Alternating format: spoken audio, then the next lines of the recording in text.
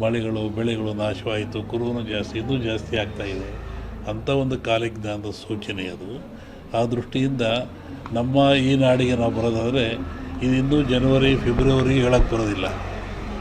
ನಾನು ಮೊನ್ನೆ ಹೇಳಿದ್ದಲ್ಲಿ ನಿಮ್ಮ ಇದರಲ್ಲಿ ಕಾರ್ತಿಕ ಮತ್ತು ಆಶ್ವೀಜದಲ್ಲಿ ಹಳ್ಳಿಗಳಲ್ಲಿ ಹೆಚ್ಚಾಗ್ತದೆ ಕಾಯಿಲೆ ಇದು ಅಂತ ಹೆಚ್ಚಾಗ್ತಾ ಇದೆ. ಆಮೇಲೆ ಇನ್ನೂ ಮಳೆ ಬರೋ ಲಕ್ಷಣಗಳು ಭಾಳ ಇದ್ದಾವೆ, ಜನಗಳಲ್ಲಿ ಅಶಾಂತಿ ಆಗ್ತಕ್ಕಂಥದ್ದು ಲಕ್ಷಣಗಳಿದ್ದಾವೆ. ಏನು ಯುಗಾದಿ ಮೇಲೆ ಇದನ್ನು ನಿರ್ಣಯಿಸಬೇಕು ಏನು ಅಂತ. ನೆಕ್ಸ್ಟು ಇನ್ನೊಂದು ಸೆಕೆಂಡ್ ಟೈಪ್ ಇದೇ ಟರ್ನ್ ಆಗ್ತಾಯಿದೆ. ಟರ್ನ್ ಅಂದರೆ ಕಾಯಿಲೆ ವಾಯು ಬಗ್ಗೆ ಬರುವಂಥದ್ದು.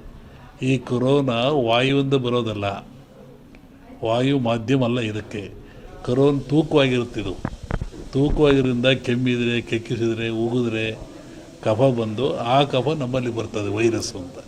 ಈಗ ನೆಕ್ಸ್ಟ್ ಇದು ಇನ್ನೊಂದು ಸ್ಟೆಪ್ ಏನೋ ವಾಯು ಗಾಳಿಯಿಂದ ಬರುವಂಥದ್ದು. ಅದು ಬಂದು ಮಾನಸಿಕ ವಾಸ್ತೆ ತರುವಂಥ ಕಾಯಿಲೆ ಇದೆ.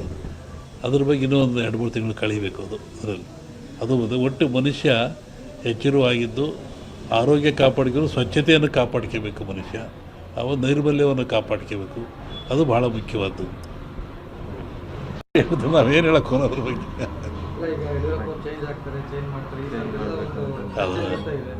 ಹಾಗೇನಿಲ್ಲ.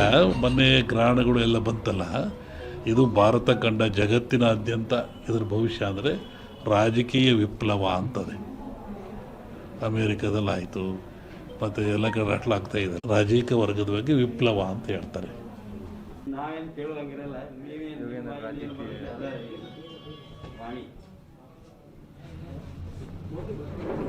ಜಗತ್ತಿನಲ್ಲಿ ಅತ್ಯಂತ ಶ್ರೇಷ್ಠ ಜ್ಞಾನ ವಿವೇಕವುಳ್ಳದ್ದು ಯಾವುದು ಅಂದರೆ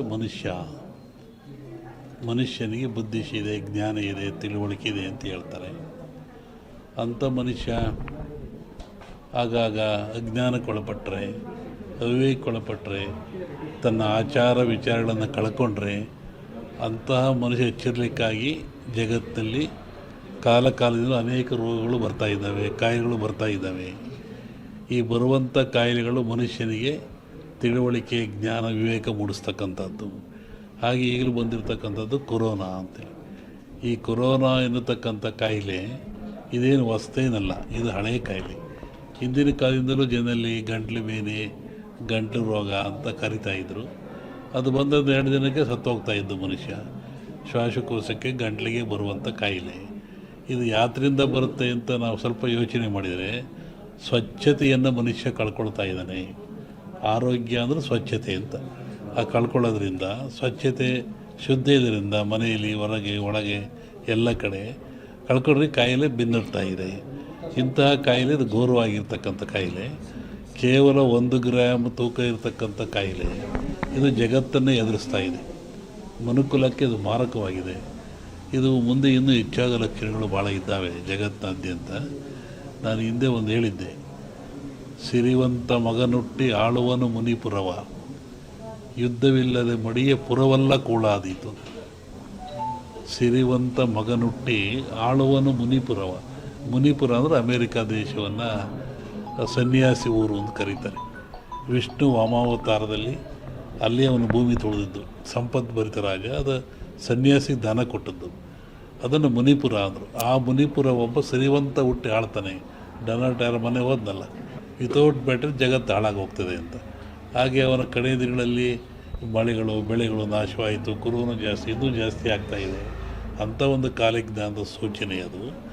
ಮನೆ ಸಾರಿಸ್ತಾ ಇದ್ರು, ಇವತ್ತು ಏನಿಲ್ಲ ಹಂಗೆ ಕ್ಲೀನ್ ಮಾಡಿಬಿಡ್ತಾರೆ, ಫ್ಯಾನ್ ಹಾಕಿ ಗಾಳಿ ಊರಿಸಿಬಿಡ್ತಾರೆ. ಇಂಥ ಅವ್ಯವಸ್ಥೆ ಬಂದಿರೋದ್ರಿಂದ ಕ್ರಿಮಿಕೀಟಗಳು ಮನೆಯಲ್ಲಿ ಆವರಿಸಿದು, ಮನಸ್ಸಿನಲ್ಲಿ ಆವರಿಸಿದು, ಶರೀರದಲ್ಲಿ ಸೇರಿದು.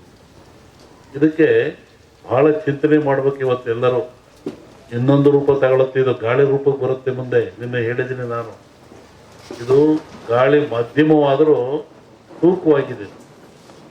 ಮುಂದೆ ಬರುವಂಥದ್ದು ಗಾಳಿ ರೂಪವನ್ನು ತಗೊಳುತ್ತೆ. ಯಾಕೆ ನನ್ನ ಹತ್ರ ಕೇಳಿದಲ್ಲ. ನಿನ್ನೆ ಒಂದು ಖಾಸಗಿ ಕಾರ್ಯಕ್ರಮದಲ್ಲಿ ಬೆಂಗಳೂರಿನಲ್ಲಿ ಸಿದ್ದರಾಮಯ್ಯ ನಾವು ಮಾತಾಡ್ತಾ ಇದ್ವಿ.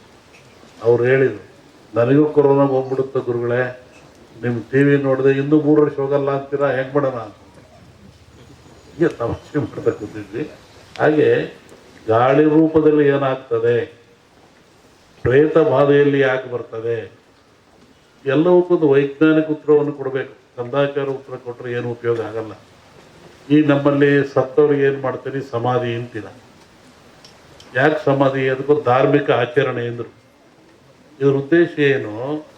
ಮನುಷ್ಯ ಪ್ರಾಣ ಹೋದ ಮೇಲೆ, ಶರೀರ ಶವ ಆದಮೇಲೆ ಇಲ್ಲಿ ಬರುವಂಥ ಫಂಗಸ್ಗಳು, ಕೀಟಗಳು ಭಾಳ ಅಪಾಯಕಾರಿ. ಪ್ರಾಣಿಗಳ ದೇಹದಿಂದ ಬರುವಂಥ ಕೀಟಗಳಿಂದ ಮನುಷ್ಯನ ಸಿಲುಬರುವಂಥ ಕ್ರಿಮಿಗಳು ಭಾಳ ಅಪಾಯಕಾರಿ. ಅದಕ್ಕೆ ನಮ್ಮವ್ರು ಹಿಂದೆ ಏನಂದ್ರು, ಮುಚ್ಚಪ್ಪ ಸಮಾಧಿ ಮಾಡು ಅಂದರು. ಎಷ್ಟು ಗುಂಡಿ ತೆಗೀರಿ, ಅದ್ರ ಕೆಳಗೆ ಕುಂಡಿಸ್ರಿ, ಆಮೇಲೆ ಬಸವಗಟ್ಟಿ ಹಾಕ್ರಿ, ಮುಚ್ಚಿರಿ, ತುಳಿರಿ ಅಂದರು. ಆಮೇಲೆ ಸುಟ್ಟು ಹಾಕ್ರಿ ಅಂದರು, ಸುಟ್ಟು ಬಿಡ್ರಿ ದೇಹನ ಅಂದರು. ಇದು ಧಾರ್ಮಿಕ ಪರಂಪರೆ ಆದರೂ ಒಂದು ಆರೋಗ್ಯದ ಒಂದು ಮೌಲ್ಯವಾಗಿರ್ತಕ್ಕಂಥದ್ದು. ಇವತ್ತು ಮೊನ್ನೆ ಏನು ಮಾಡಿದರು, ಲಕ್ಷಾಂತರ ಜನ ಸಾವು ತಂದರು. ಸಾವು ತಂದು ಗುಂಡಿ ತೆಗೆದ್ರು, ಹೆಸರು ತಗೊಂಡೋಗಿ ಎಲ್ಲ ಎಣ್ಣೆಗಳನ್ನು ಸಾಮೂಹಿಕವಾಗಿ ಗುಂಡಿ ತಿಕ್ಕಿ ಹಾಕಿದ್ರು, ಬೆಂಕಿಗೆ ಹಾಕಿದ್ರು. ಆದರೆ ಅವ್ಯಾವೂ ತನ್ನ ಶರೀರದ ಬ್ಯಾಕ್ಟೀರಿಯಾ ಕಳ್ಕೊಳ್ಳಿಲ್ಲ. ಅವೆಲ್ಲ ಏನಾಗ್ತವೆ, ಭೂಮಿಯ ಗಾಳಿಯ ಸಂಪರ್ಕದಿಂದ ಮೇಲೆ ಬರ್ತದೆ.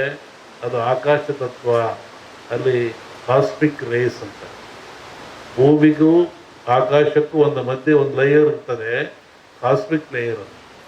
ಅಲ್ಲಿ ಎಲ್ಲ ಸಂಗ್ರಹ ಆಗ್ತದೆ. ಹೆಂಗೆ ನೀರು ಮೇಲೋಗಿ ಮೋಡವಾಗಿ ಗಾಳಿಯಿಂದ ಭೂಮಿಗೆ ಬರ್ತದೆ, ಹಾಗೆ ಒತ್ತಡ ಬಂದಾಗ ಅವು ಕೆಳಗೆ ಬರ್ತದೆ. ಅವು ನಿರ್ವಾತ ಪ್ರದೇಶ ಉತ್ಪತ್ತಿ ಆಗ್ತದೆ. ಅವು ಯಾವಾಗ ಮನುಷ್ಯನ ಮೇಲೆ ಅಟ್ಯಾಕ್ ಆಗ್ತವೆ, ಆವಾಗ ಮನುಷ್ಯ ಸಾಯ್ತಾನೆ. ಇದನ್ನು ನಾವೇ ಇಂದು ಇದೆ. ಇದು ರಾವ್ ಹೊಡಿತು ಅಂದರು, ನೆಲಪಟ್ಟು ಹೊಡಿತು ಅಂದರು. ಇದನ್ನೆಲ್ಲ ಅಂತಹ ಕ್ರಿಯೆ ಬರ್ತವೆ. ಅದಕ್ಕೆ ಎಚ್ಚರವಾಗಿರ್ರಿ, ಭಾಳ ಮುಖ್ಯವಾಗಿರಬೇಕು ಅಂತ. ಇನ್ನೂ ಅನೇಕ ಕ್ರಿಯೆ ತಗೊಂಡ್ರೆ ಎದರ ಅವಶ್ಯಕತೆ ಇಲ್ಲ. ಇದು ಪ್ರಾಣ ಕಳೆಯುವಂಥ ಕಾಯಿಲೆ ಅಲ್ಲ. ಮನುಷ್ಯ ಭೀತಿಗೊಳಪಟ್ಟು ಹೆದರಿ ಸಾವಿಗೊಳಪಡ್ತಾ ಇದ್ದಾನೆ.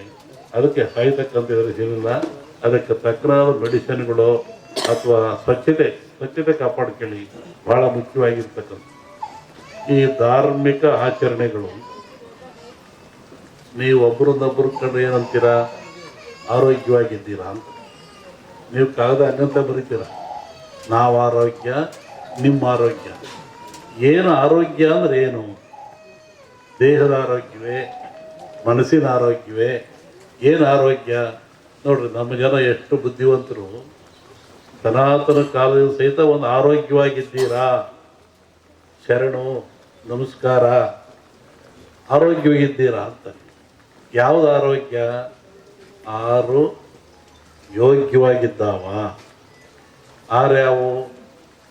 ಮನುಷ್ಯರ್ತಕ್ಕಂಥ 6 ಯೋಗ್ಯವಾಗಿದ್ದಾವೆ. ಚೆನ್ನಾಗಿಟ್ಕೊಂಡು ಚೆನ್ನಾಗಿರ್ತೀರ ಅಂತ. ಕಾಮ, ಕ್ರೋಧ, ಮೋಹ, ಮದ